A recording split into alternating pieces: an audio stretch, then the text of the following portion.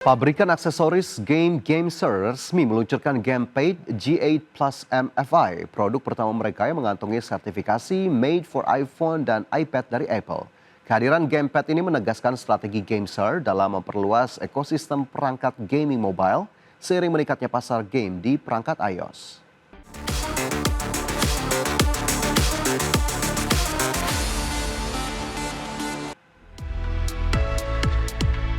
Gameser GX Plus MFI menjadi gamepad pertama dari pabrikan ini yang mendapatkan sertifikasi resmi Apple. Sertifikasi Made for iPhone dan iPad memastikan kompatibilitas penuh dengan perangkat iOS tanpa kendala koneksi dan pengaturan tambahan. Secara desain, G8 Plus MFI mempertahankan bentuk teleskopik seri G8, namun hadir dengan warna putih dan stick analog abu-abu. Berbeda dengan versi orisinil, varian ini tidak dilengkapi baterai maupun Bluetooth, dan langsung terhubung ke iPhone atau iPad melalui konektor Type-C. Desain teleskopik memungkinkan gamepad ini digunakan pada perangkat dengan panjang hingga 215 mm, termasuk iPhone dan iPad mini. Menariknya, berkat konektor Type-C, G8 Plus MFI juga kompatibel dengan smartphone dan tablet Android, sehingga menawarkan fleksibilitas lebih luas. Dari sisi teknologi, Gameser menyematkan tombol D-pad mechanical, tombol FC membrane, serta stick analog dan trigger dengan teknologi Hall effect. Kombinasi ini diklaim memberikan presisi tinggi dan pengalaman bermain setara konsol genggam. G8 Plus MFI juga didukung ekosistem aksesoris modular seperti faceplate, tombol FC, dan stick analog yang dapat diganti. Saat ini gamepad ini sudah dipasarkan dengan harga $79,99 Amerika atau sekitar 1,3 juta rupiah. Berbagai sumber ada eksternal. Pemirsa, Kia memperkuat posisinya di segmen kendaraan komersial listrik melalui PV5. Didukung peringkat keselamatan tertinggi dari Euro NCAP, PV5 menjadi contoh strategi Kia dalam menjawab kebutuhan efisiensi operasional, keamanan armada, dan transformasi mobilitas bisnis berbasis listrik. Kia PV5 mencatat prestasi tinggi penting dengan meraih peringkat keselamatan 5 bintang dari Euro NCAP. Capaian ini jadi tolak ukur baru dari kendaraan komersial listrik yang digunakan untuk kebutuhan usaha.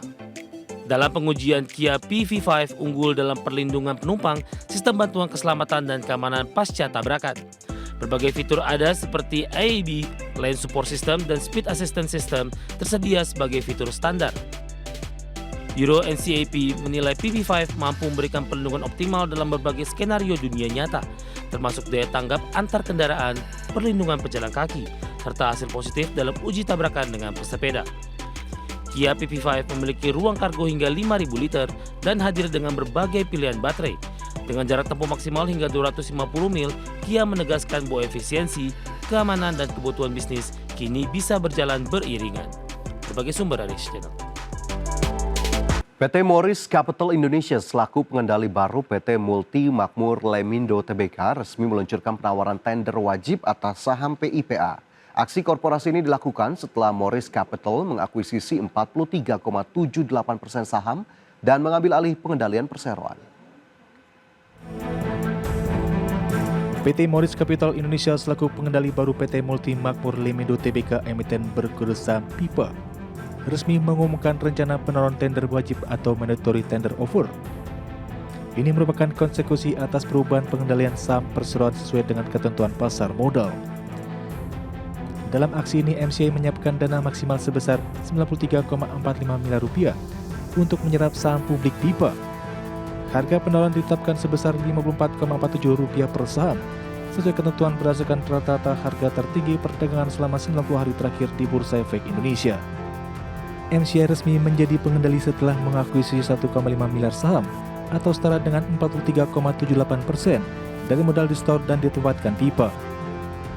Seiring perubahan ini, MCI menyiapkan arah strategi baru untuk mengembangkan bisnis perseroan ke sektor energi dan logistik. Manajemen MCI menilai PIPA memiliki potensi strategis untuk menjadi bagian dari ekosistem distribusi energi nasional yang terintegrasi. Kedepan, PIPA dirancang memperluas usaha perdagangan dan logistik BBM termasuk pengembangan fasilitas penyimpanan serta jaringan distribusi darat dan laut. Penawaran tender wajib dijadwalkan berlangsung mulai tanggal 23 Desember 2025 hingga 20 Januari 2026 dengan pembayaran pada 3 Februari 2026. MC menegaskan tidak memiliki rencana delisting atau likuidasi serta menyatakan kesiapan dana untuk memenuhi seluruh kewajiban dalam aksi ini. Tim Liputan ID Action.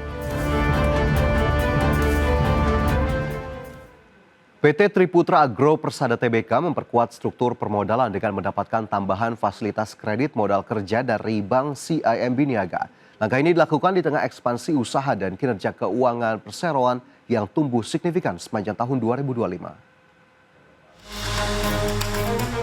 PT Triputra Agro Persada Tbk atau emiten berkursam TAPG mendapatkan tambahan plafon kredit modal kerja dari PT Bank CIMB Niaga Tbk.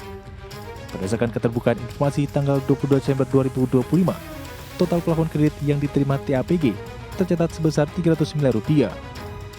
Corporate Secretary TAPG Johnny Cheng menyebut penandatanganan perjanjian kredit dilakukan pada tanggal 19 Desember 2025. Penambahan plafon ini diberikan melalui anak usaha TAPG yaitu PT Agro Multi Persada beserta entitas anak perusahaannya. Manajemen TAPG menegaskan transaksi penambahan plafon kredit modal kerja ini tidak memberikan dampak material terhadap kondisi keuangan perseroan. Fasilitas tersebut digunakan untuk mendukung aktivitas operasional dan kebutuhan modal kerja grup usaha. Seiring dengan penguatan pembiayaan, TAPG baru saja meresmikan fasilitas produksi biokokas di Kalimantan Barat pada tanggal 9 Desember 2025. Fasilitas ini dikelola PT ATP Bio Indonesia, perusahaan patungan antara TAPG dan Aisin Takauka Co. Ltd. Hingga kuartal 3 2025, pendatanganan TAPG tercatat Rp8,20 triliun atau naik 31,48% dibandingkan bersama tahun sebelumnya. Laba bersih TAPG melonjak 65,69% menjadi Rp2,67 triliun dengan laba per saham meningkat menjadi Rp135 per saham. Tim Liputan ID Action.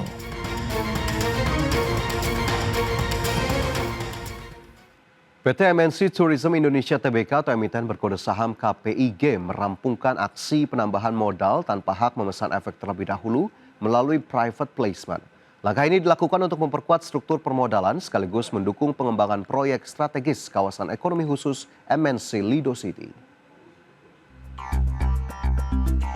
Berdasarkan keterbukaan informasi tertanggal 22 Desember 2025, PT MNC Tourism Indonesia Tbk atau emiten berkode saham KIPG menyelesaikan aksi private placement pada tanggal 18 Desember 2025.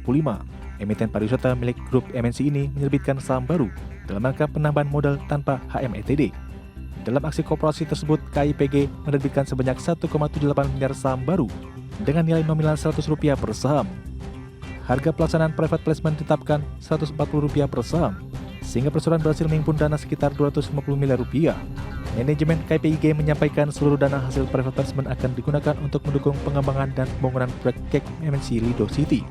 Dana tersebut akan memperkuat struktur permodalan dan keuangan perseroan, termasuk pembiayaan proyek pengembangan ke depan.